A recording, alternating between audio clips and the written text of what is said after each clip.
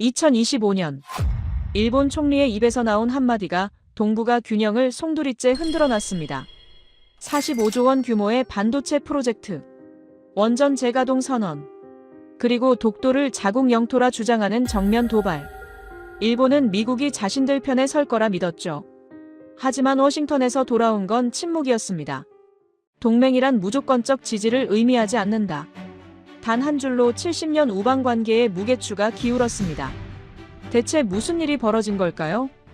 딱 1초만요. 좋아요와 구독 꾹 부탁드립니다. 워싱턴 펜타곤 지하 3층. 최고 보안 등급 회의실. 그날 저녁 스크린에 떠오른 건 일본 총리의 모습이었습니다. 다카이치 사나에. 그녀가 세상에 내놓은 건 단순한 정책 발표가 아니었어요. 일본은 마지막 승부수를 던진 겁니다. 45조 원짜리 도박, 원전 재가동, 독도 영유권 주장. 그 순간 저는 직감했습니다. 이건 재기가 아니라 절망적인 몸부림이라는 걸. 저는 토마스 슈미트입니다. 윈헨 공과대학교에서 산업경제공학 박사 학위를 받았고 지멘스 반도체 부문에서 8년간 연구개발을 담당했습니다. 2015년부터는 나토 산업기술분석센터 수석 자문위원으로 일하고 있습니다. 특히 반도체와 에너지 전략이 제주된 연구 분야였습니다. 미국, 중국, 일본, 한국. 이 네 나라가 만들어내는 기술 패권 지형을 읽어내는 게 제 일이었어요. 그런데 그날 밤 제가 알던 세계 지도가 완전히 뒤집히는 걸 목격했습니다.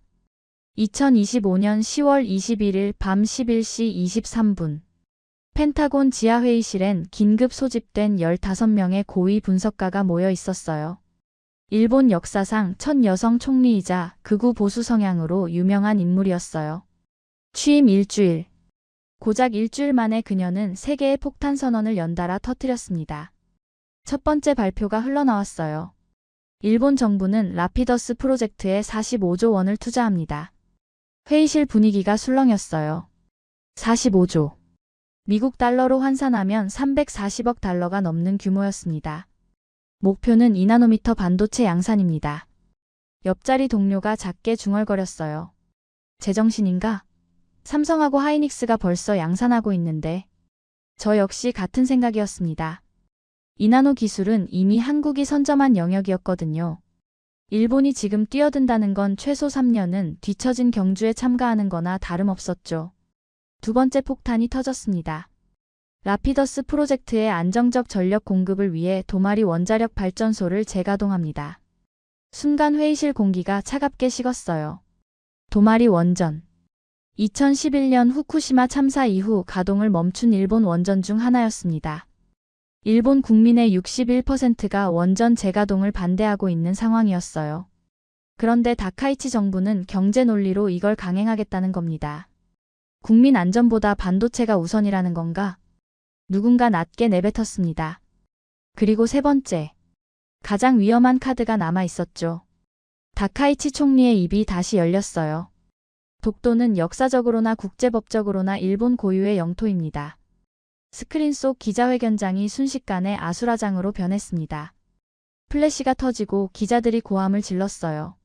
하지만 펜타곤 회의실은 더 혼란스러웠습니다. 이게 지금 무슨 짓이야?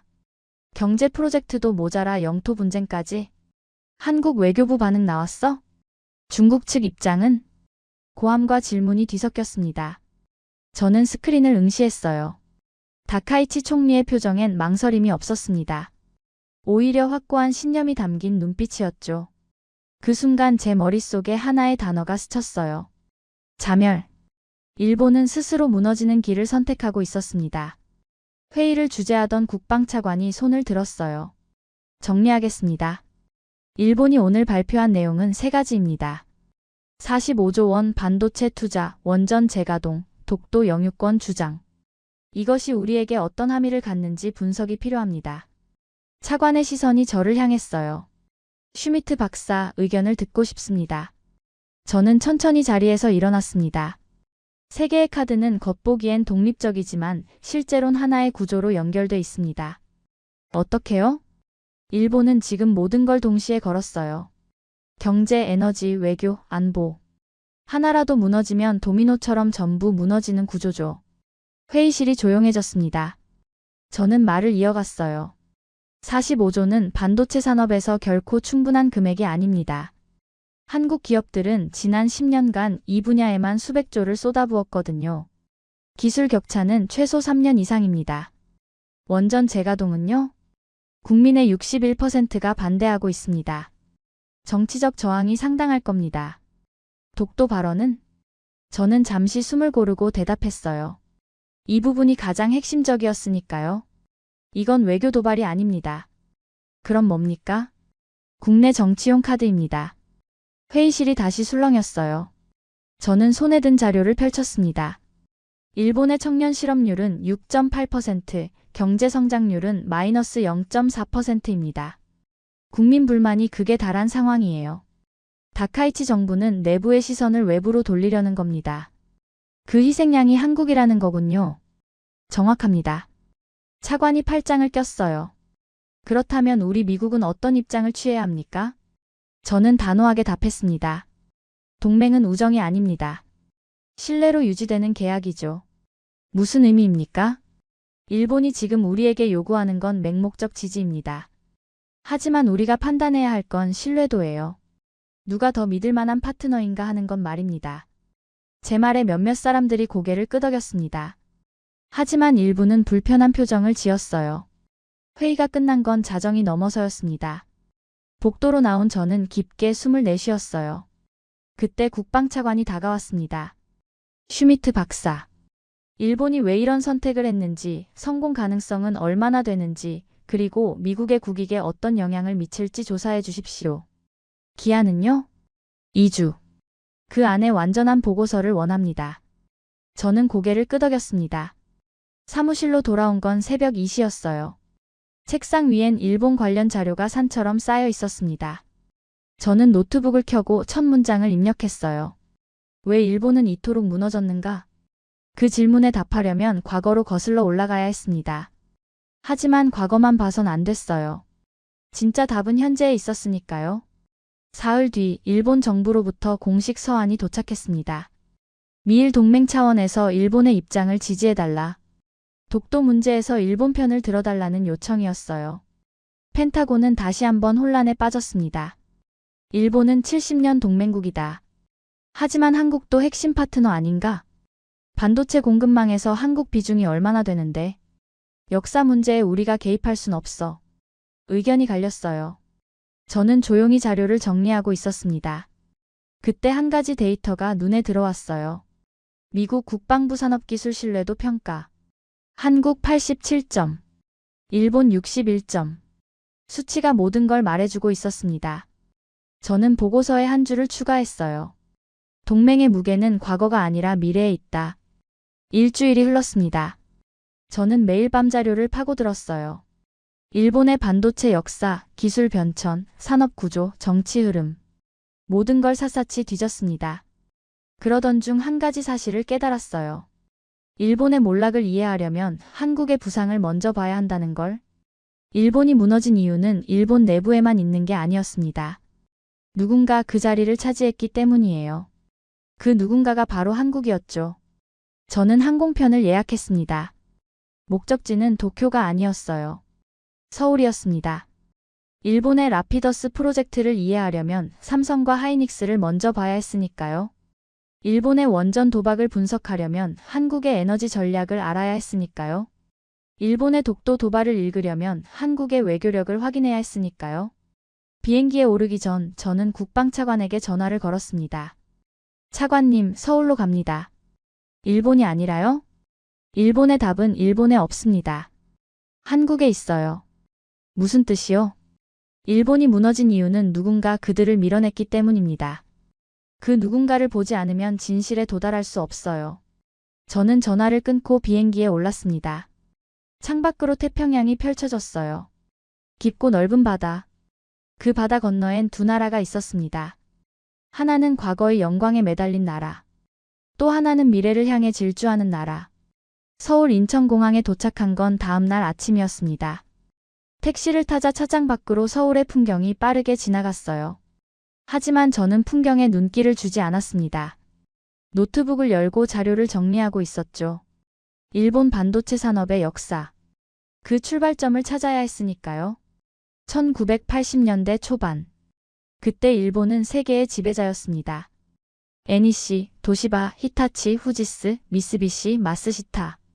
세계 반도체 기업 순위 10위 안에 일본 기업이 6개나 포진해 있었어요. 시장 점유율은 50%를 넘어섰죠. 미국조차 일본을 경계하던 시절이었습니다. 저는 그 시절 데이터를 펼쳐놓고 하나씩 분석했어요. 일본 기업들의 품질 철학은 완벽에 가까웠습니다. 25년 보증. 그들이 내세운 슬로건이었죠. 한 번 만든 칩은 25년이 지나도 고장나지 않는다는 자신감이었어요. 실제로 그랬습니다. 일본제 반도체는 불량률이 0.001%에도 미치지 않았어요. 제조업 완벽함의 상징이었죠. 당시 미국 기업들은 일본을 따라잡으려 필사적으로 노력했습니다. 하지만 품질에선 도저히 이길 수 없었어요. 저는 1985년 미국 상무부 보고서를 펼쳤습니다. 일본의 반도체 기술은 미국을 5년 이상 앞서고 있다. 그 한 문장이 당시 미국의 위기감을 여실히 보여줬어요. 일본은 왕이었습니다. 완벽주의의 왕. 그런데 세상이 변했어요. 1990년대 초반 PC 시대가 열렸습니다. 개인용 컴퓨터가 폭발적으로 보급되기 시작했죠. 그때부터 시장의 요구가 달라졌어요. 25년 보증? 그건 필요 없어요. 3년만 작동하면 돼요. 대신 가격을 절반으로 낮춰주세요. 소비자들의 목소리였습니다. 컴퓨터는 3년마다 교체하는 제품이 됐어요. 완벽함보다 가성비가 중요해졌죠. 하지만 일본은 변하지 않았습니다. 여전히 완벽한 품질을 고집했어요. 개발 기간은 6년. 한 세대 칩을 만드는데 6년이 소요됐습니다. 완벽을 위해선 시간이 필요했으니까요. 저는 자료를 넘기다가 한 문장에서 멈췄어요. 일본은 다이아몬드를 만들고 있었지만 세계는 유리를 원했다. 미국 기술 분석가의 평가였습니다. 정확한 표현이었죠. 완벽주의가 일본의 발목을 잡기 시작했어요. 시장은 빠르게 움직이는데 일본은 여전히 천천히 걷고 있었습니다. 그 틈새를 누군가 파고들었어요. 한국이었습니다. 저는 1983년 2월 8일 자료를 펼쳤어요. 삼성 이병철 회장의 도쿄 기자회견. 한국의 미래는 반도체에 있습니다. 그 선언을 들은 일본 언론의 반응은 조롱이었죠. 삼성이 반도체를 한다면 우리 집게도 미적분을 풀겠다. 한 일본 기자가 작성한 칼럼이었어요. 당시 한국은 반도체 기술이 전무했습니다. 자본도 없었고 인력도 부족했어요. 일본 입장에선 우스운 도전이었죠. 하지만 6개월 뒤 웃음이 멈췄습니다. 삼성이 DRAM 개발에 성공했거든요. 일본이 6년 걸린 기술을 6개월 만에 따라잡은 겁니다. 어떻게 가능했을까요? 저는 그 비밀을 찾기 위해 자료를 계속 파고들었어요. 답은 단순했습니다. 한국은 완벽을 추구하지 않았어요. 대신 속도를 택했습니다. 일단 만들고 개선하자. 한국 기업들의 철학이었죠. 첫 제품은 불량률이 높았어요. 하지만 3개월마다 개선됐습니다. 6개월이 지나자 일본 제품과 비슷한 수준이 됐고 1년이 지나자 가격은 절반으로 떨어졌어요. 시장은 그렇게 한국 제품을 선택했습니다. 저는 1987년 시장 점유율 그래프를 확인했어요. 일본 52%, 한국 8%. 미미한 수치였죠. 하지만 그래프의 추세선이 문제였어요. 일본은 하락세, 한국은 상승세. 기울기가 가팔랐습니다. 더욱 충격적인 건 1990년대 초반이었어요. 그때 전 세계가 경기 불황에 빠졌습니다. 반도체 가격이 폭락했죠. 일본 기업들은 공장 가동을 멈췄어요. 손해를 보면서까지 생산할 순 없다. 합리적 판단이었습니다. 하지만 한국은 정반대로 움직였어요. 삼성, 현대, LG. 세 기업 모두 공장을 증설했습니다. 불황기에 설비 투자를 확대한 거예요. 미친 짓이다. 당시 월스트리트 저널의 논평이었습니다. 저도 그렇게 생각했어요. 하지만 결과는 달랐습니다. 1993년 경기가 회복됐어요. 반도체 수요가 폭발했죠. 그때 시장을 장악한 건 일본이 아니었습니다. 한국이었어요. 불황기에 공장을 늘린 한국 기업들은 엄청난 물량을 쏟아냈습니다. 일본 기업들은 공장을 재가동하려 했지만 이미 늦었어요. 시장은 한국 손에 넘어간 뒤였습니다. 이를 나중에 사람들은 치킨 게임이라고 불렀어요. 누가 먼저 포기하는지 보는 게임.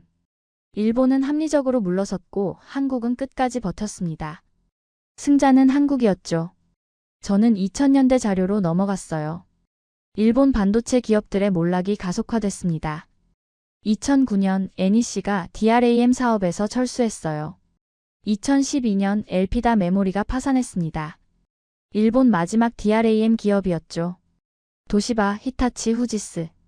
한때 세계를 지배하던 이름들이 하나둘씩 반도체 시장을 떠났어요. 2020년 시장 점유율을 봤습니다. DRAM 시장에서 한국은 72%를 차지했어요. 일본은 0%. 완전히 사라진 겁니다. 택시가 호텔 앞에 멈췄어요. 저는 요금을 지불하고 차에서 내렸습니다. 눈앞에 거대한 건물들이 줄지어 서 있었어요. 저는 건물들을 올려다보며 생각했어요. 일본은 왜 패배했을까? 기술이 부족해서? 아니었습니다. 자본이 없어서? 그것도 아니었어요. 답은 명확했습니다. 일본은 속도에서 졌어요. 완벽을 추구하는 동안 세상은 그들을 지나쳐 버렸습니다. 한국은 완벽하지 않았어요. 하지만 빨랐습니다. 그리고 그 속도가 결국 품질을 만들어냈죠. 저는 노트에 한 줄을 적었어요. 완벽주의는 품질을 낳았지만 속도는 혁신을 낳았다. 그 순간 깨달았습니다. 2025년 일본의 라피더스 프로젝트. 45조를 쏟아붓는 그 도박. 그건 단순한 기술 프로젝트가 아니었어요. 과거로 돌아가려는 몸부림이었습니다. 1980년대의 영광을 되찾으려는 시도. 하지만 세상은 이미 바뀌었어요. 완벽주의가 통하던 시대는 끝났습니다. 지금은 속도의 시대였죠. 그리고 그 속도의 중심엔 한국이 있었어요. 저는 핸드폰을 꺼내 삼성 관계자에게 연락했어요. 토마스 슈미트입니다. 미리 약속드린 대로 내일 미팅이 가능할까요? 네, 박사님. 내일 오전 10시에 뵙겠습니다. 전화를 끊고 저는 다시 건물을 올려다봤어요. 내일이면 더 많은 걸 알게 되겠죠. 한국이 어떻게 이 속도를 만들어냈는지, 어떤 전략으로 일본을 넘어섰는지, 그리고 지금 세계가 왜 한국을 주목하는지. 다음 날 오전, 저는 삼성전자 본사 로비에 서 있었습니다. 30층 높이의 유리 건물이었어요. 1983년 조롱받던 그 회사가 지금은 세계를 움직이고 있었죠. 안내 데스크에서 방문증을 받았습니다. 18층 회의실로 올라오시면 됩니다. 엘리베이터를 타고 올라가는 동안 저는 긴장했어요. 오늘 만날 사람은 김태수 전무였습니다. 삼성 반도체 사업부에서 30년간 일한 엔지니어였죠. 1983년 프로젝트 초기 멤버 중 한 명이었어요. 회의실 문을 열자 60대 중반의 남자가 자리에서 일어났습니다. 토마스 슈미트 박사님이시죠? 김태수입니다. 만나 뵙게 돼 영광입니다. 악수를 나누고 자리에 앉았어요. 김 전무는 커피를 권하며 물었습니다. 나토에서 왜 삼성에 관심을 가지시는 겁니까? 일본 라피더스 프로젝트를 분석하고 있습니다. 그러려면 한국을 먼저 이해해야 하더군요. 김 전무가 고개를 끄덕였어요. 일본은 과거로 돌아가려 하지만 돌아갈 길이 없죠. 왜 그렇게 생각하십니까? 그들은 여전히 기술로 이긴다고 믿으니까요. 하지만 우린 기술로 이긴 게 아닙니다. 저는 펜을 꺼냈어요. 그럼 무엇으로 이기셨나요? 김 전무가 창밖을 바라봤습니다. 집념이죠. 불가능을 가능으로 바꾸는 집념. 그의 목소리엔 무게가 실려 있었어요. 1982년 겨울이었습니다. 이병철 회장님이 간부들을 소집했어요. 저도 그 자리에 있었죠. 저는 귀를 기울였습니다. 회장님이 한 장의 세계 지도를 펼치셨어요. 그리고 물으셨죠. 이 지도에서 한국이 가진 자원이 뭐가 있나? 대답이 있었습니까? 아무도 대답 못했어요. 석유도 없고 철도 부족하고 땅도 좁으니까요. 김 전무가 잠시 말을 멈췄어요. 그때 회장님이 말씀하셨습니다. 우리에게 남은 건 사람의 머리뿐이라고. 그 머리로 반도체를 만들어야 한다고. 저는 숨을 멈췄습니다. 그게 출발점이었군요. 네. 하지만 아무도 맺지 않았어요. 반도체는 일본과 미국의 영역이었으니까요. 김 전무가 서류 하나를 꺼냈어요. 1983년 2월 8일자 일본 신문 스크랩이었습니다. 이병철 회장님이 도쿄에서 기자회견을 하셨어요. 한국이 반도체 산업에 뛰어든다고 선언하셨죠. 신문 헤드라인이 눈에 들어왔습니다. 삼성의 무모한 도전. 그 아래 기사엔 조롱이 가득했어요. 이건 한 일본 경제평론가가 쓴 칼럼입니다. 김 전무가 손가락으로 가리켰어요. 삼성이 반도체를 만든다면 내 집계도 미적분 문제를 풀 것이다. 저는 분노가 치밀었습니다. 이런 모욕을. 그게 전부가 아닙니다. NEC 앞에서 우리 직원들이 쫓겨났어요. 기술 스파이라고 몰렸죠. 김 전무의 목소리가 낮아졌어요. 도시바 공장 견학도 거부당했습니다. 한국인이라는 이유만으로. 그런데도 계속하셨나요? 선택지가 없었어요. 회장님 명령이 떨어졌으니까요. 김 전무가 다른 서류를 펼쳤습니다. 1983년 3월 우린 작전을 시작했어요. 일본 기술자 스카우트 작전. 일본 기술자요? 네. 당시 일본은 종신고용이 무너지기 시작했거든요. NEC, 도시바에서 밀려난 중견 기술자들이 있었죠. 그들을 어떻게 설득했습니까? 김 전무가 쓴웃음을 지었어요. 돈이었습니다. 일본 연봉의 3배를 제시했죠. 저는 놀랐어요. 3배요? 당시 한국 경제 규모로는 엄청난 금액이었어요. 회사가 기울 수도 있었죠. 그래도 했군요. 13명을 데려왔습니다. 그들에게서 기초를 배웠어요. 하지만 핵심 기술은 안 가르쳐줬습니다. 김 전무가 눈을 감았어요. 그래서 우린 스스로 해야 했죠. 매일 밤 실험실에서 살았어요. 언제 첫 시제품이 나왔나요? 1983년 11월입니다. 김 전무의 얼굴에 복잡한 표정이 떠올랐어요. 그날을 잊을 수가 없어요. 64K DRAM 첫 샘플이 나왔죠. 성공이었나요? 김 전무가 고개를 저었습니다. 재앙이었죠. 네. 불량률이 40%였어요. 10개 중 4개가 작동 안 했습니다. 저는 충격을 받았어요. 일본 제품은 불량률이 0.001%였는데 그럼 실패 아닙니까? 아닙니다. 시작이었어요. 김 전무가 미소를 지었습니다. 우린 3교대로 돌아갔어요. 아침 8시부터 밤 12시까지 세 팀이 끊임없이 일했죠. 휴일도 없이요? 휴일이 뭔지 몰랐습니다. 집에 가는 사람은 배신자 취급받았어요. 저는 믿을 수 없었어요. 가족들은 어떻게 했습니까? 포기했죠. 아내가 이혼 서류를 들고 온 동료도 있었어요. 김 전무의 목소리에 슬픔이 배어 있었습니다. 하지만 멈출 수 없었어요. 우리가 멈추면 한국의 미래도 멈추니까요. 그래서 계속했군요. 매일 개선했습니다. 불량률이 한 달에 5%씩 떨어졌어요. 3개월 뒤엔 20%, 6개월 뒤엔 10%. 김 전무가 주먹을 쥐었어요. 1년 뒤엔 2%까지 낮췄습니다. 일본 수준에 근접한 거죠. 믿기지 않는 속도입니다. 광적인 속도였어요. 우리 스스로도 믿기 힘들었죠. 김 전무가 창밖을 바라봤습니다. 1984년 여름 첫 양산 제품이 시장에 나갔어요. 가격은 일본 제품의 70%였죠. 시장 반응은요? 폭발적이었습니다. 품질은 비슷한데 가격이 싸니까요. 저는 노트에 기록했어요. 하지만 1985년에 위기가 왔죠? 김 전무가 고개를 끄덕였습니다. 시장이 무너졌어요. 반도체 가격이 80% 폭락했죠. 그때 어떻게 하셨나요? 김 전무가 심호흡을 했어요. 사내가 난리였습니다. 재무팀이 보고서를 들고 왔어요. 지금 멈추지 않으면 회사가 망한다고. 멈췄습니까? 이건희 부회장님이 회의를 소집했어요.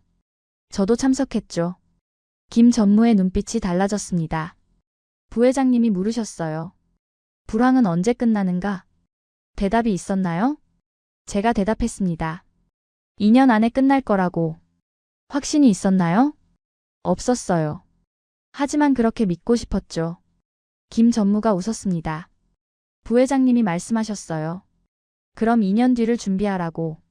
공장을 멈추지 말고 오히려 늘리라고. 저는 침을 삼켰어요.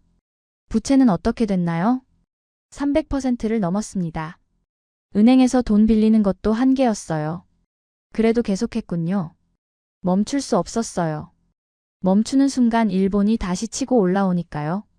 김 전무가 주먹으로 책상을 두드렸습니다. 우린 올인했어요. 승리 아니면 파산이었죠. 저는 전율을 느꼈습니다. 이게 한국의 전략이었어요. 도박이 아니라 생존이었던 겁니다. 결과는 알고 계시죠? 1993년 경기가 회복됐고 한국이 시장을 장악했죠. 김 전무가 고개를 끄덕였어요. 우리가 이긴 겁니다. 일본은 공장을 다시 돌리려 했지만 늦었어요. 저는 잠시 생각에 잠겼습니다. 전무님, 한 가지만 여쭤보겠습니다. 말씀하세요. 한국은 어떻게 이길 수 있었나요? 기술도 자본도 경험도 없었는데. 김 전무가 저를 똑바로 쳐다봤어요. 우린 기술로 이긴 게 아닙니다. 그럼요. 정신으로 이겼어요. 김 전무의 목소리가 떨렸습니다. 조롱을 연료로 삼았죠. 불가능을 가능으로 바꾸는 게 우리 DNA였어요. 그게 한국의 무기였군요. 맞습니다. 일본은 완벽을 추구했지만 우린 생존을 추구했어요. 완벽은 사치였고 생존은 본능이었죠. 저는 아무 말도 할 수 없었습니다. 김 전무의 눈빛에서 30년의 무게가 느껴졌어요. 박사님, 일본이 45조를 쏟아붓는다 해도 늦었어요. 왜 그렇게 확신하십니까? 그들은 여전히 기술로 이기려 하니까요. 하지만 이건 기술 싸움이 아니었어요. 정신의 싸움이었죠. 김 전무가 일어섰습니다. 우리가 이긴 건 머리가 아니라 심장이었습니다. 회의가 끝나고 밖으로 나왔어요. 저는 삼성 본사를 다시 올려다봤습니다. 이 건물 안에 담긴 건 기술이 아니었어요. 사람들의 땀과 눈물, 그리고 불가능을 거부한 정신이었죠. 저는 핸드폰을 꺼내 워싱턴에 메시지를 보냈습니다. 한국의 승리 비결을 확인했습니다. 기술이 아니라 정신이었습니다. 그들은 조롱을 연료로 삼아 불가능을 현실로 만들었습니다. 메시지를 보내고 저는 걸었어요. 이제 다음 질문으로 넘어가야 했습니다. 일본은 왜 독도 카드를 꺼냈을까? 경제 도박만으로도 위험한데 외교 도발까지 한 이유가 뭘까? 답은 한국 외교부에 있을 거였어요. 내일 약속이 잡혀 있었습니다. 저는 하늘을 올려다봤어요. 혼잣말이 흘러나왔습니다. 조롱은 일본의 무기였지만 결국 한국의 연료가 됐구나. 사흘 뒤 저는 서울 외교부 청사에 있었습니다. 7층 회의실이었어요. 창밖으로 광화문 거리가 내려다 보였습니다. 마주 앉은 사람은 박준영 국장이었어요. 외교부 아시아태평양국에서 한일 관계를 담당하는 인물이었죠. 50대 중반 날카로운 눈빛을 가진 외교관이었습니다. 슈미트 박사님, 나토에서 우리 외교부까지 찾아오시다니 놀랍습니다. 일본의 독도 발언을 분석하고 있습니다. 한국의 대응 전략을 이해하고 싶어서요. 박 국장이 고개를 끄덕였어요. 일본은 독도를 40년째 같은 방식으로 이용하고 있죠. 같은 방식이라고요? 정치적 도구입니다. 내부 문제가 생길 때마다 꺼내드는 진통제죠. 박 국장이 파일 하나를 펼쳤어요. 2025년 10월 현재 일본 경제지표입니다. 성장률 마이너스 0.4%, 청년 실업률 6.8%. 저는 그 숫자들을 확인했습니다. 생각보다 심각했어요. 국민 불만이 극에 달했겠군요. 맞습니다. 라피더스 프로젝트 발표 직후 여론조사가 나왔어요. 국민 67%가 정부를 불신한다고 답했죠. 박 국장이 다른 자료를 꺼냈습니다. 그 다음 주에 다카이치 총리가 독도 발언을 했어요. 우연이 아닙니다. 계산된 타이밍이었군요. 정확히 맞췄습니다. 저는 펜으로 메모를 했어요. 하지만 이해가 안 됩니다. 왜 하필 독도입니까? 박 국장이 미소를 지었어요. 쓴웃음이었죠. 독도는 일본에게 특별한 의미가 있어요. 과거 제국의 상징이거든요. 상징이라고요? 1905년 러일전쟁 때 일본이 독도를 강제 편입했습니다. 한국 침략의 시작이었죠. 박 국장의 목소리가 낮아졌어요. 그들에게 독도는 영토가 아닙니다. 과거 영광의 증거예요. 저는 그 말의 무게를 느꼈습니다. 그래서 포기 못하는 건가요? 포기하면 과거 전체를 부정하는 셈이니까요. 박 국장이 창밖을 바라봤어요. 하지만 지금은 2025년입니다. 과거의 논리가 통하지 않죠. 한국의 대응은 어땠나요? 박 국장이 다시 저를 봤습니다. 우린 더 이상 감정으로 반응하지 않습니다. 감정이 아니라면요? 국제법으로 대응합니다. 박 국장이 또 다른 문서를 펼쳤어요. 유엔 해양법 협약 자료였습니다. 우린 독도가 한국 영토라는 걸 증명할 필요가 없어요. 이미 시료 지배하고 있으니까요. 그럼 일본의 주장은요? 법적 근거가 빈약합니다. 역사적으로도 국제법적으로도 취약하죠. 박 국장의 말투는 자신감으로 가득했어요. 다카이치 총리가 발언한 다음 날 우린 즉시 유엔에 자료를 제출했습니다. 14개 언어로 번역된 증거 문서였죠. 어떤 내용이었나요? 512년 신라 이사부 장군의 우산국 정벌 기록부터 시작해요. 1500년의 역사를 담았죠. 저는 놀랐습니다. 1500년. 일본은 언제부터 독도를 자기네 땅이라 주장했나요? 박 국장이 빙그레 웃었어요. 1905년입니다. 우리보다 1400년 늦죠. 저는 웃음이 나왔습니다. 이건 경쟁이 아니었어요. 국제사회 반응은 어땠습니까? 냉담했죠. 미국 국무부도 논평을 냈어요. 영토 분쟁 발언은 동맹 강화에 도움이 되지 않는다고. 저는 그 논평을 기억했어요. 워싱턴에서 직접 봤으니까요. 일본은 미국 지지를 기대했을 텐데요. 그래서 당황한 겁니다. 박 국장이 서류를 덮었어요. 일본은 착각했어요. 미국이 맹목적으로 자기들 편을 들 거라고. 하지만 미국은 중립을 지켰죠. 중립이 아닙니다. 사실상 한국 편이었어요. 박 국장의 말이 흥미로웠어요. 왜 그렇게 보십니까? 미국은 신뢰도로 움직입니다. 누가 더 믿을 만한 파트너인가? 박 국장이 손가락으로 책상을 두드렸어요. 반도체 공급망에서 한국은 72%를 차지합니다. 일본은 0%죠. 수치가 모든 걸 말해주는군요. 맞습니다. 외교는 감정이 아니라 이해관계예요. 저는 고개를 끄덕였습니다. 그런데 한 가지 궁금합니다. 일본은 왜 지금 이 카드를 꺼냈을까요? 박 국장이 잠시 생각했어요. 공포 때문입니다. 공포요? 한국에 대한 공포죠. 박 국장이 일어나서 창가로 갔습니다. 1980년대 일본은 우릴 조롱했어요. 2000년대엔 무시했죠. 하지만 지금은 두려워합니다. 무엇을요? 자신들이 완전히 뒤처졌다는 현실을. 박 국장의 목소리엔 확신이 담겨 있었어요. 독도 발언은 영토 문제가 아닙니다. 열등감의 표출이에요. 저는 그 말에 동의했습니다. 데이터가 그걸 증명하고 있었으니까요. 일본 내부 여론은 어떻습니까? 분열됐죠. 우익은 환호했지만 젊은 세대는 냉담했어요. 박 국장이 또 다른 자료를 꺼냈습니다. 일본 여론조사 결과였어요.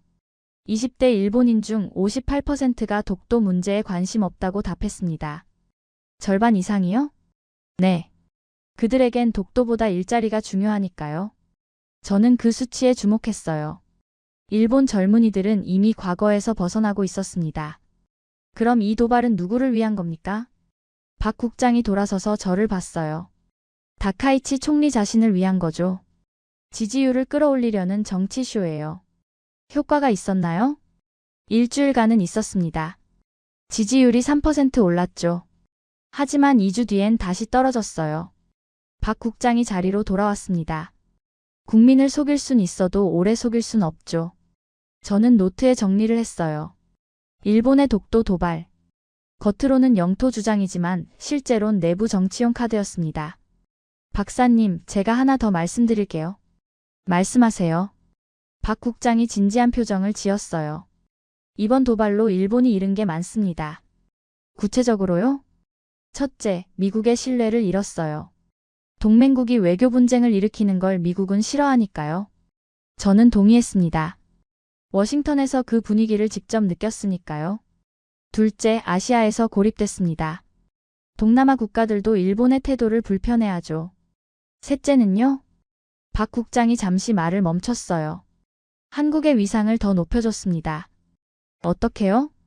우리가 냉정하고 논리적으로 대응하는 모습을 세계가 봤어요. 감정이 아닌 법으로 승부하는 성숙한 나라라는 인상을 줬죠. 저는 고개를 끄덕였습니다. 확실히 그랬어요.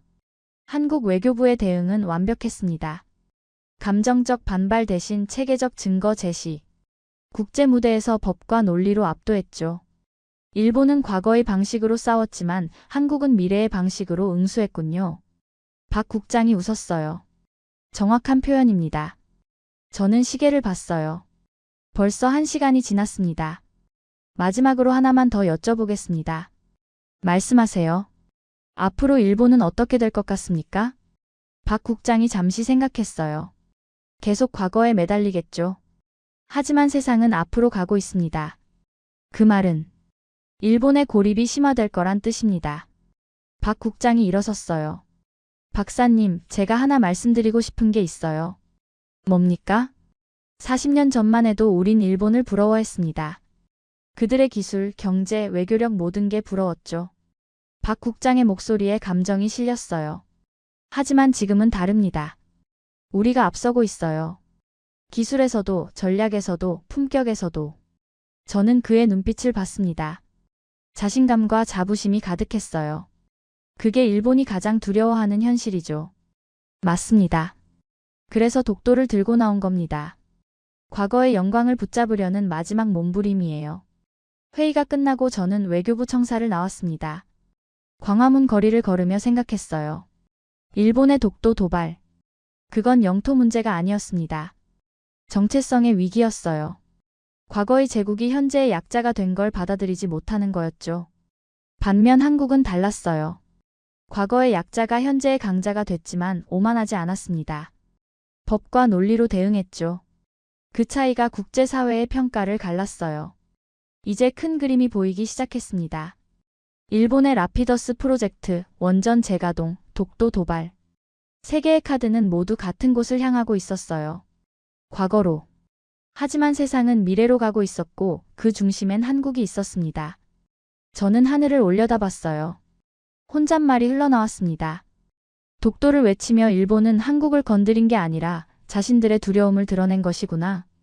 다음은 미국의 선택을 봐야 했어요. 워싱턴이 누구의 손을 잡을 것인가? 그 답이 세계 질서를 결정할 거였습니다. 저는 공항으로 향했습니다. 워싱턴으로 돌아갈 시간이었어요. 워싱턴으로 돌아온 건 11월 초였습니다. 펜타곤 지하회의실은 여전히 긴장감으로 가득했어요. 제 책상 위엔 두툼한 보고서가 놓여 있었습니다. 동아시아 기술 패권 전환 분석이라는 제목이었죠. 국방부 산업기술분석국에서 작성한 최신 자료였어요. 저는 첫 페이지를 펼쳤습니다. 한 문장이 눈에 들어왔어요. 일본의 경제적 지속성은 위험 수준에 도달했으며 기술 신뢰도는 한국이 대체 가능하다. 저는 숨을 멈췄습니다.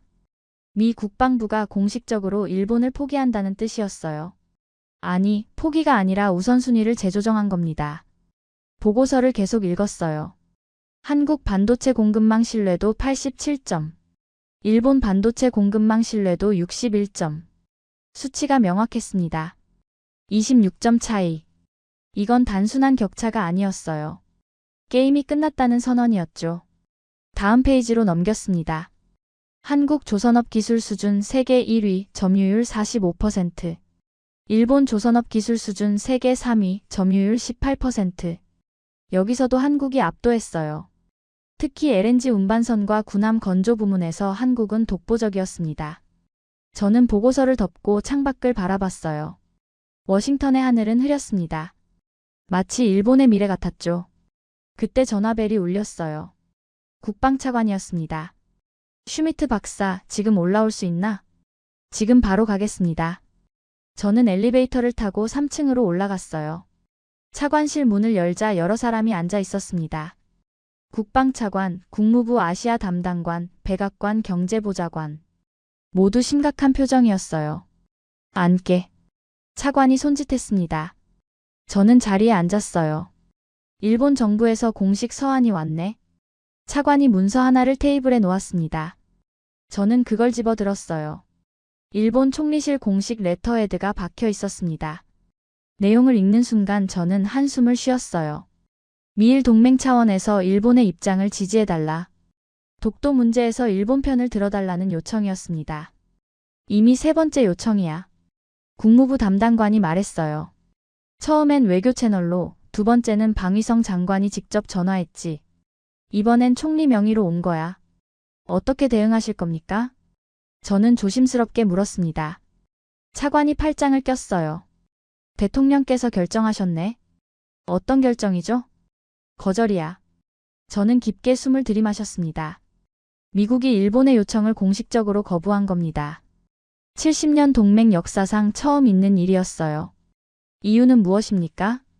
백악관 보좌관이 끼어들었어요. 대통령께서 명확히 말씀하셨어. 동맹은 계약이지 감정이 아니라고. 저는 그 문장을 노트에 적었습니다. 동맹은 계약이지 감정이 아니다. 트럼프 대통령의 실용주의가 그대로 드러난 말이었어요. 일본 측 반응은 어땠습니까? 충격을 받았지. 당연히 미국이 자기들 편을 들 줄 알았으니까. 차관이 쓴웃음을 지었어요. 하지만 우리는 신뢰도로 움직여. 누가 더 믿을 만한 파트너인가가 기준이지. 그 기준으로 봤을 때 한국이 앞선다는 건가요? 압도적으로 앞서. 국무부 담당관이 자료를 펼쳤습니다. 지난 10년간 한미협력 이행률을 보게. 한국 96%, 일본 73%야. 저는 그 수치를 봤어요. 23%포인트 차이. 한국은 약속을 지켰고 일본은 그렇지 못했던 겁니다. 이제 다음 단계로 넘어가야 해. 차관이 말했어요. 한국과의 전략적 협력을 확대할 거야. 이미 청와대와 협의가 시작됐어. 어떤 분야입니까? 3가지야. 반도체, 조선업, 방위산업. 저는 귀를 기울였습니다. 먼저 반도체. 차세대 AI 칩 공동 연구개발 협약을 체결해. 삼성 하이닉스와 미국 기업들이 손잡는 거지. 일본은 배제됩니까? 배제가 아니라 자격이 안 돼. 기술 수준이 따라오질 못해. 차관의 말은 냉정했습니다. 2번째, 조선업. 핵잠수함 건조 기술을 한국과 공유하기로 했어. 저는 깜짝 놀랐어요. 핵잠수함 기술을요? 그래. 한국 조선 기술이 필요해. 우리 해군도 인정했어. 이건 엄청난 결정이었습니다. 핵잠수함 기술은 최고 기밀이에요. 미국이 이걸 공유한다는 건 한국을 진정한 파트너로 인정한다는 뜻이었죠. 3번째, 방위산업. 한국 방산기술을 미군에 도입해. K9 자주포, 천궁 미사일 시스템 같은 거지. 백악관 보좌관이 보충했어요.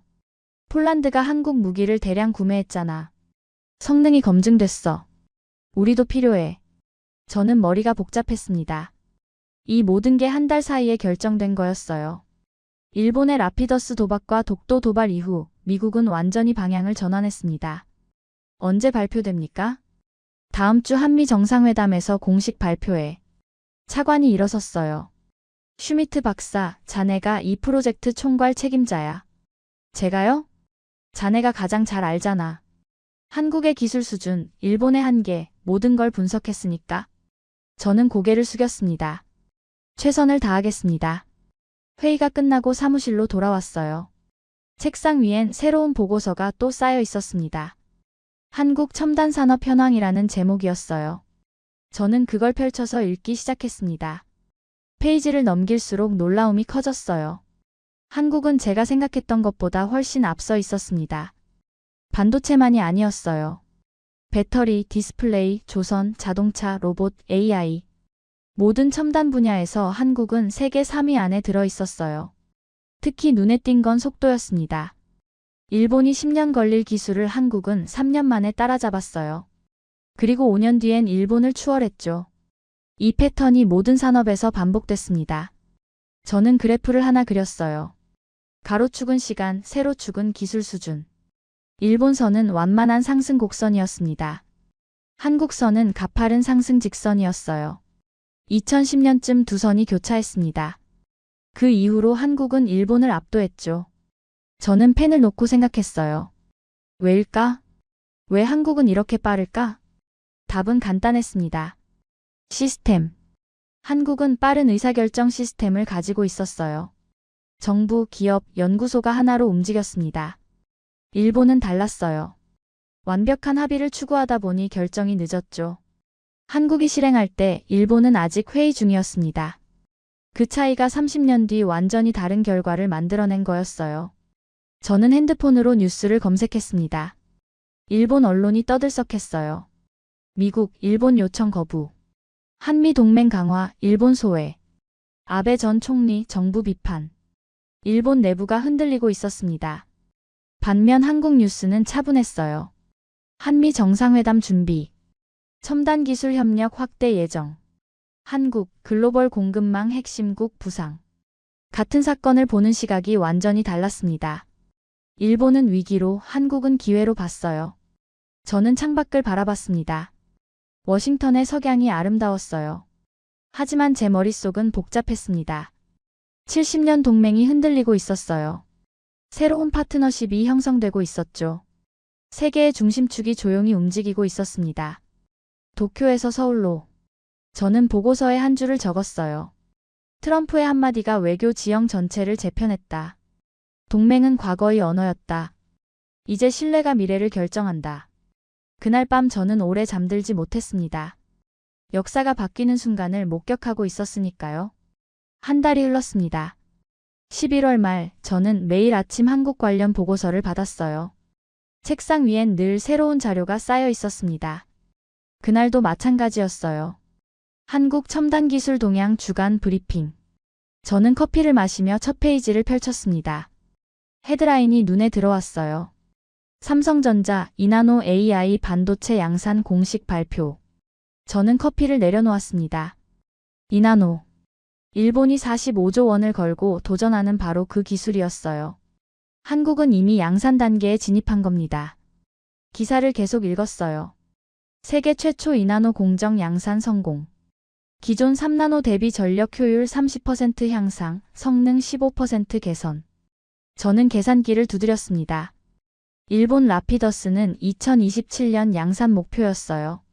한국은 2025년 이미 성공했고요. 2년 차이. 반도체 산업에서 2년은 한 세대 차이였습니다. 다음 페이지로 넘겼어요. SK하이닉스 세계 최초 HBM4 시제품 공개. HBM. 고대역폭 메모리. AI 시대의 핵심 기술이었죠. 엔비디아 CEO 젠슨 황 직접 한국 방문해 공급 계약 체결. 저는 그 문장에 밑줄을 그었습니다. 엔비디아는 세계 AI 칩 시장의 80%를 장악한 기업이에요. 그 CEO가 직접 한국을 찾아갔다는 건 의미가 컸습니다. 한국이 이제 을이 아니라 갑이 된 거였죠. 보고서를 계속 읽었습니다. 현대차그룹, UAM 실증도시 인천과 LA 동시 구축. UAM. 도심항공 모빌리티. 하늘을 나는 자동차였어요. 2027년 상용화 목표. 미 연방항공청과 기술표준 공동 개발 협약. 저는 놀랐습니다. 미국이 한국과 기술표준을 함께 만든다는 거였어요. 과거엔 미국이 표준을 만들면 한국이 따라갔습니다. 지금은 함께 만들고 있었어요. 아니, 어쩌면 한국이 주도하고 있는지도 몰랐습니다. 다음 섹션은 더 흥미로웠어요. 한미 핵잠수함 공동 건조 기술 협력 MOU 체결. 지난달 회의에서 들었던 그 프로젝트였습니다. 한국 조선기술과 미국 원자력 기술 결합. 2030년 첫 함정 진수 목표. 이건 단순한 방산 협력이 아니었어요. 군사기술의 최정점을 공유한다는 뜻이었죠. 저는 페이지를 넘겼습니다. 네이버, 동남아 7개국 디지털 정부 시스템 수출. 네이버. 한국의 포털 사이트였는데 이제는 플랫폼 기업이 됐어요. 인도네시아, 베트남, 태국 등과 전자정부 구축 계약. 한국형 디지털 거버넌스 모델 확산. 저는 그 의미를 곱씹었습니다. 한국이 이제 디지털 인프라까지 수출하고 있었어요. 소프트웨어와 시스템까지 한국 표준이 되는 거였습니다. 보고서 마지막 페이지엔 요약이 있었어요. 한국은 더 이상 빠른 추격자가 아니다. 선도자가 되었다. 저는 그 문장을 소리내어 읽었습니다. 한국은 더 이상 빠른 추격자가 아니다. 선도자가 되었다. 정확한 표현이었어요. 한국은 이제 먼저 가는 나라였습니다. 퍼스트 무버. 남이 만든 길을 따라가는 게 아니라 스스로 길을 만들고 있었어요. 저는 의자에 기대어 생각했습니다. 일본은 무엇을 하고 있을까? 저는 일본 관련 보고서를 찾았어요. 일본 라피더스 프로젝트 현황. 첫 줄부터 암울했습니다. 자금난으로 이나노 양산 목표 2027년에서 2029년으로 연기. 2년 미뤄진 겁니다. 한국이 양산하는 동안 일본은 여전히 준비 중이었어요. 일본 정부 추가 지원금 검토 중. 하지만 국회 반발로 난항. 돈도 부족했습니다. 핵심 기술 인력 부족. 60대 이상 엔지니어 의존도 높아. 사람도 없었어요. 저는 한숨을 쉬었습니다. 일본은 이미 게임에서 졌어요. 출발선에 서기도 전에 경주는 끝나 있었습니다. 그때 동료가 제 책상으로 왔어요. 슈미트, 이거 봤어? 그가 태블릿을 내밀었습니다. 화면엔 뉴스 기사가 떠 있었어요. 유럽연합, 한국과 차세대 배터리 기술 표준 공동 개발. 저는 기사를 읽었습니다. EU 집행위원회, 한국 LG 에너지솔루션 삼성 SDI와 전기차 배터리 안전기준 공동 작성. 2026년부터 EU 전역 적용. 이게 무슨 의미인지 알아? 동료가 물었어요. 한국이 유럽 표준을 만든다는 거죠. 맞아. 과거엔 유럽이 표준 만들면 한국이 따랐어. 지금은 거꾸로야. 저는 고개를 끄덕였습니다. 세계가 한국 중심으로 재편되고 있었어요. 그날 오후 저는 국방차관 회의에 참석했습니다. 안건은 한국 중심 공급망 재편 전략이었어요. 차관이 프레젠테이션을 시작했습니다. 여러분, 이 그래프를 보십시오. 화면에 세계 지도가 떴어요. 반도체, 배터리, 디스플레이, 조선 분야별로 색깔이 칠해져 있었습니다. 파란색이 한국입니다. 4개 분야 모두에서 1위 또는 2위죠. 빨간색이 일본입니다. 모든 분야에서 3위 바뀝니다. 차관이 레이저 포인터로 한국을 가리켰어요. 이제 우리의 전략적 파트너는 명확합니다. 한국입니다. 회의실이 조용했어요. 모두가 동의하는 분위기였습니다. 반도체 공급망에서 한국 의존도는 72%입니다. 이걸 줄일 수 있습니까? 누군가 물었어요. 불가능합니다. 대안이 없어요. 차관이 단호하게 답했습니다. 그럼 우리가 할 일은 명확합니다. 한국과의 협력을 더욱 강화하는 겁니다. 저는 손을 들었어요. 질문하겠습니다. 말씀하시죠. 일본은 어떻게 됩니까? 차관이 잠시 침묵했어요. 일본은 스스로 선택한 길을 가고 있습니다. 소외된다는 뜻입니까? 소외가 아닙니다. 역량이 안 되는 겁니다. 차관의 말은 냉정했어요. 우리는 감정이 아니라 능력으로 파트너를 선택합니다. 한국이 더 유능해요. 회의가 끝나고 저는 사무실로 돌아왔습니다. 창밖으로 워싱턴 DC가 보였어요. 백악관, 국회의사당, 워싱턴 기념탑. 미국 권력의 중심이었죠. 하지만 세계의 중심은 더 이상 여기만이 아니었습니다. 태평양 건너 서울도 중심이 되고 있었어요. 저는 노트를 꺼내 한 줄을 적었습니다. 한국은 더 이상 빠른 나라가 아니다. 먼저 가는 나라다. 그들은 기술을 만들지 않는다. 기준을 만든다. 그 순간 깨달았어요. 제가 목격하고 있는 건 단순한 경제 변화가 아니었습니다. 문명의 중심 이동이었어요. 20세기는 미국과 일본의 시대였습니다. 21세기는 미국과 한국의 시대가 되고 있었어요. 저는 컴퓨터를 켜고 최종 보고서를 작성하기 시작했습니다. 제목은 이렇게 정했어요. 새로운 질서의 시작, 한국 중심의 글로벌 공급망. 첫 문장을 적었습니다. 도쿄가 멈춘 곳에서 서울은 출발했다. 12월 초 저는 스위스 제네바에 있었습니다. 지칠 비공식 회의가 열리는 호텔이었어요. 알프스가 보이는 5성급 호텔 회의장. 세계 7대 경제 강국 대표들이 모인 자리였죠. 미국, 영국, 프랑스, 독일, 이탈리아, 캐나다, 일본. 저는 미국 대표단의 기술 자문으로 참석했습니다. 회의실 문을 열고 들어가자 긴장된 분위기가 느껴졌어요. 일본 대표단은 구석에 앉아 있었습니다. 표정이 굳어 있었죠. 회의가 시작됐어요. 의제는 글로벌 반도체 공급망 안정화였습니다. 각국 대표들이 차례로 발언했어요. 독일 경제장관이 먼저 입을 열었습니다. 우리는 안정적인 반도체 공급망이 필요합니다. 자동차 산업이 멈출 수 없으니까요. 프랑스 대표가 동의했어요. 맞습니다. 하지만 누구와 손잡아야 할지가 문제죠. 그때 미국 대표가 말했습니다. 이제 우리는 신뢰할 수 있는 파트너들과 갑니다. 그것이 한국입니다.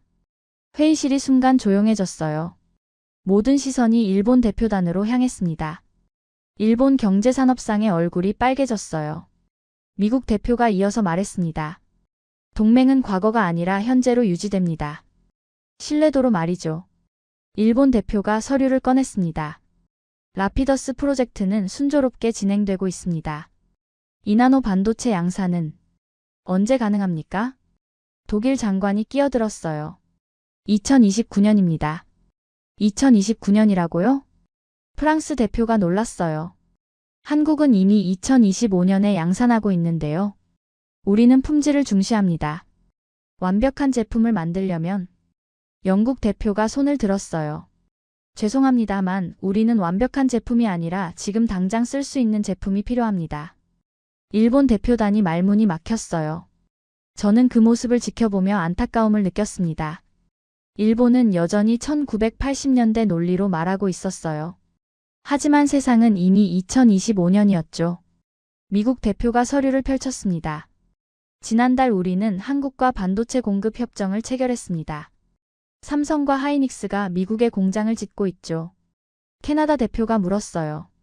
규모가 어느 정도입니까? 텍사스의 300억 달러 규모입니다. 회의실이 술렁였어요. 우리 독일도 한국과 협력을 검토 중입니다. 독일 장관이 말했어요. 프랑스도 마찬가지입니다. 하나둘씩 각국이 입장을 밝혔습니다. 일본 대표단은 침묵했어요. 저는 그들의 표정을 봤습니다. 당황, 분노, 좌절. 복잡한 감정이 섞여 있었어요. 휴식 시간이 되자 저는 복도로 나왔습니다. 창밖으로 알프스 설산이 보였어요. 일본 경제산업상이 저에게 다가왔습니다. 슈미트 박사. 네. 솔직히 말씀해 주시죠. 우리에게 기회가 있습니까? 저는 잠시 망설였어요. 어떤 기회를 말씀하시는 겁니까? 반도체 시장에서 다시 일어설 기회 말입니다. 저는 그의 눈을 똑바로 봤어요. 솔직히 말씀드리겠습니다. 어렵습니다. 왜죠? 우리는 45조 원을 투자하고 있어요. 돈의 문제가 아닙니다. 저는 창밖을 바라봤어요. 시간의 문제죠. 당신들이 2029년에 양산할 때 한국은 이미 일라노를 준비하고 있을 겁니다. 일본 대표의 얼굴이 창백해졌어요. 그럼 우리는 영원히 따라잡을 수 없다는 건가요?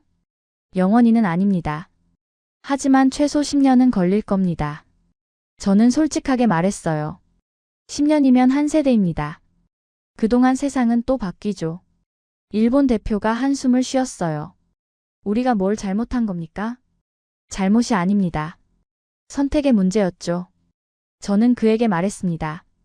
당신들은 완벽을 선택했고 한국은 속도를 선택했어요. 21세기는 속도의 시대입니다. 회의가 재개됐어요. 이번엔 더 구체적인 논의가 이어졌습니다. 한국과의 협력 로드맵을 만들어야 합니다. 반도체뿐 아니라 배터리, 수소, 디지털 인프라까지 포함해서요. 동의합니다. 각국 대표들이 고개를 끄덕였어요. 저는 노트북을 열고 자료를 띄웠습니다. 현재 한국의 글로벌 위상을 정리해봤습니다. 화면을 회의장 스크린에 연결했어요. 반도체 DRAM 시장 점유율 72%, 배터리 시장 점유율 40%, 조선업 45%. 놀랍군요. 영국 대표가 감탄했어요. 이게 전부가 아닙니다. 저는 다음 슬라이드를 넘겼어요. 한국은 방산 수출 세계 2위입니다.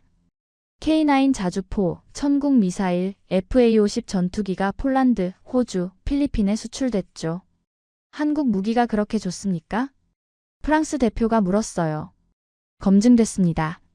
폴란드가 실전 배치 후 만족도 조사에서 95%를 줬어요. 회의실이 다시 술렁였습니다. 그럼 우리도 한국 무기 도입을 검토해야 하는 거 아닙니까? 독일 장관이 말했어요. 이미 논의 중입니다. 일본 대표단은 계속 침묵했어요. 그들의 자존심이 무너지는 소리가 들리는 것 같았습니다. 회의 마지막 공동성명을 발표하기로 했어요. G7 국가들은 한국을 핵심 기술 파트너로 인정한다. 그 한 문장이 들어갔습니다. 표결이 진행됐습니다. 미국, 영국, 독일, 프랑스, 캐나다, 이탈리아 모두 찬성. 일본만 기권했어요. 공동성명이 채택됐습니다. 회의가 끝나고 저는 호텔 방으로 돌아왔어요. 창밖으로 알프스가 보였습니다. 하얗고 순수한 설산. 하지만 제 마음은 복잡했어요. 70년 동맹이 흔들리는 걸 목격했으니까요. 저는 노트북을 켜고 보고서를 작성했습니다. 오늘 지칠 회의에서 역사적 전환이 있었다. 미국은 공식적으로 한국을 핵심 파트너로 선택했다. 일본은 고립됐다. 문장을 적으면서 저는 생각했어요. 일본은 왜 이렇게 됐을까? 기술이 없어서? 아니었습니다. 돈이 없어서? 그것도 아니었어요. 과거에 사로잡혀서. 그게 답이었습니다. 일본은 1980년대 영광을 잊지 못했어요. 그때의 방식으로 지금을 살려 했죠. 하지만 세상은 바뀌었습니다. 완벽주의가 통하던 시대는 끝났어요. 이제는 속도와 유연성의 시대였죠. 한국은 그걸 이해했고 일본은 거부했습니다. 그 차이가 오늘의 결과를 만들어낸 거였어요. 저는 창밖을 바라보며 중얼거렸습니다. 일본은 기술을 잃었고 한국은 신뢰를 얻었다. 그날 밤 제네바는 조용했어요. 하지만 세계는 시끄러웠습니다. 지칠 공동성명이 발표되자 전 세계 언론이 들썩였죠. 미국, 한국을 핵심 파트너로 선택. 일본, 지칠에서 고립. 새로운 글로벌 질서의 시작. 헤드라인이 쏟아졌습니다. 저는 한국 뉴스도 확인했어요. 한국, 지칠에서 공식 인정. 기술 강국 위상 확인. 새로운 시대의 중심. 한국 국민들은 환호하고 있었습니다. 저는 핸드폰을 내려놓고 침대에 누웠어요. 천장을 바라보며 생각했습니다. 제가 목격한 건 단순한 외교 변화가 아니었어요. 세계 질서의 재편이었죠. 20세기 미일 중심 체제가 무너지고 21세기 미한 중심 체제가 시작되고 있었습니다. 보고서가 제출됐죠. 120페이지 분량의 최종 보고서. 국방부 장관이 직접 읽고 승인했어요. 잘했네, 슈미트 박사. 이제 쉬게. 하지만 저는 쉴 수 없었습니다. 뭔가 부족했어요. 데이터로는 다 봤지만 가슴으로는 느끼지 못한 것 같았죠. 저는 그날 밤 결심했습니다. 한국에 다시 가기로. 이번엔 보고서를 위해서가 아니라 제 눈으로 직접 확인하기 위해서였어요. 출장 승인을 받아 미리 연락을 했죠. 그리고 다시 한국 땅을 밟은 저는 렌터카를 빌려 경기도 화성으로 향했습니다. 삼성전자 화성 캠퍼스. 세계에서 가장 큰 반도체 공장이 있는 곳이었어요. 공장 정문 앞에 섰을 때 저는 압도됐습니다. 축구장 수십 개를 합친 크기였어요. 24시간 불이 꺼지지 않는 건물들. 끊임없이 오가는 자재 운송 트럭들. 이곳에서 세계 반도체의 절반이 만들어지고 있었습니다. 저는 사전에 약속했던 김민준 과장을 만났어요. 30대 초반의 젊은 엔지니어였습니다. 슈미트 박사님 환영합니다. 공장 투어 준비됐어요. 고맙습니다. 우리는 방진복을 입고 클린룸으로 들어갔어요. 문이 열리는 순간 저는 숨이 멎었습니다. 끝이 보이지 않는 거대한 공간. 천장까지 닿는 거대한 장비들. 그 사이를 로봇들이 조용히 움직이고 있었어요. 이게 이나노 생산 라인입니다. 김 과장이 설명했어요. 하루에 웨이퍼 10만 장을 생산해요. 10만 장이요? 네. 자동화율이 95%거든요. 사람은 거의 안 들어가도 됩니다. 저는 놀랐어요. 제가 알던 반도체 공장은 사람들로 붐볐거든요. 하지만 여기는 달랐습니다. 로봇과 AI가 모든 걸 처리하고 있었어요. 일본 공장과 비교하면 어떻습니까? 제가 물었어요. 김 과장이 웃었습니다. 일본은 아직도 사람이 많이 들어가요. 장인 정신이라고 하더라고요. 우리는 통제실로 이동했어요. 거대한 모니터들이 벽을 가득 채우고 있었습니다. 실시간으로 모든 공정이 표시되고 있었어요. 여기서 전 세계 생산 라인을 관리합니다. 김 과장이 화면을 가리켰어요. 한국뿐 아니라 미국 텍사스 공장도 여기서 모니터링해요. 한국에서 미국 공장을요? 네. 데이터가 실시간으로 연결돼 있거든요. 저는 그제야 이해했습니다. 한국은 단순히 빠른 게 아니었어요. 시스템 자체가 다른 차원이었던 겁니다. 통제실을 나와 휴게실로 갔어요. 거기서 저는 몇 명의 젊은 엔지니어들을 만났습니다. 모두 20대 후반에서 30대 초반이었어요. 벌써 일나노 준비 중이라던데요? 제가 물었어요. 네. 내년 시제품 나올 겁니다. 여성 엔지니어가 자신 있게 말했어요. 일본이 이나노를 만든다고 하던데 그땐 우린 일나노를 양산하고 있을 거예요. 그녀의 목소리엔 자부심이 가득했습니다. 오만이 아니라 실력에서 나오는 자신감이었어요. 여러분 세대는 다르시네요. 제가 말했습니다. 뭐가요? 제가 만난 60대 일본 엔지니어들은 과거 얘기만 했어요. 1980년대 영광 같은 거. 하지만 여러분은 미래만 보고 있군요. 당연하죠. 과거는 배울 건 배우되 거기 머물면 안 되니까요. 30대 남성 엔지니어가 말했어요. 저는 고개를 끄덕였습니다. 이게 차이였어요. 일본은 과거를 붙잡고 한국은 미래를 잡았습니다. 화성을 떠나 서울로 돌아오는 길. 저는 한 카페에 들어갔어요. 커피를 주문하고 자리에 앉았습니다. 옆 테이블에서 일본어가 들렸어요. 저는 고개를 돌렸습니다. 60대 일본인 남성이 노트북을 보고 있었어요. 실례합니다. 혹시 일본에서 오셨나요? 제가 영어로 말했습니다. 네, 맞습니다. 도쿄에서 왔어요. 그도 영어로 답했어요. 무슨 일로 한국에 오셨나요? 반도체 기술 시찰입니다. 저는 NEC 출신 엔지니어거든요. 저는 놀랐습니다. NEC. 1980년대 세계 1위였던 그 회사. 지금도 NEC에 계십니까? 아니요. 2009년에 나왔어요. DRAM 사업부가 폐쇄됐거든요. 그의 목소리에 씁쓸함이 묻어났습니다. 지금은 뭘 하십니까? 컨설턴트죠. 일본 정부가 라피더스 프로젝트 때문에 저 같은 은퇴자들을 다시 불렀어요. 어떻게 보십니까? 성공 가능성을요? 그가 한숨을 쉬었어요. 솔직히 어렵습니다. 돈과 기술만으론 안 돼요. 그럼 뭐가 필요합니까? 시간입니다. 그런데 시간이 없어요. 그가 창밖을 바라보며 커피잔을 들었죠. 제가 NEC에서 일할 때 한국 엔지니어들이 우리 공장에 견학 왔어요. 1990년대였죠. 어땠습니까? 열심히 메모하고 질문하고 배우려 했어요. 우린 우습게 봤죠. 저 사람들이 뭘 안다고. 그의 눈빛이 흐려졌습니다. 그런데 20년 뒤 그들이 우릴 추월했어요. 우린 아직도 같은 방식으로 일하고 있었고 그들은 완전히 새로운 방식을 만들었죠. 무엇이 달랐을까요? 태도요. 우린 과거를 지키려 했고 그들은 미래를 만들려 했어요. 저는 그의 말에 깊이 공감했습니다. 카페를 나와 호텔로 돌아왔어요. 방에 들어가 침대에 앉았습니다. 저는 20년 경력을 돌아봤어요. 제가 배운 모든 이론, 모든 전략, 모든 분석 틀. 그게 다 무너지고 있었습니다. 한국은 제가 아는 게임을 하지 않았어요. 완전히 새로운 게임을 만들어냈죠. 과거의 룰이 아니라 미래의 룰로. 저는 노트북을 열고 마지막 문장을 적었습니다. 나는 깨달았다. 한국은 게임을 이긴 게 아니라 게임 자체를 바꿨다. 그 순간 모든 게 명확해졌어요. 일본이 왜 졌는지, 한국이 왜 이겼는지, 미국이 왜 한국을 선택했는지. 답은 간단했습니다. 한국은 21세기를 만들고 있었고 일본은 20세기를 지키려 했던 거였어요. 저는 창밖을 바라봤습니다. 야경이 빛나고 있었어요. 불야성. 잠들지 않는 도시. 저 불빛 하나하나가 누군가의 꿈이고 노력이고 미래였습니다. 저는 마지막 문장을 적었어요. 세기의 주인공은 한국이었다. 그들은 속도로 시작해서 기준으로 끝냈다.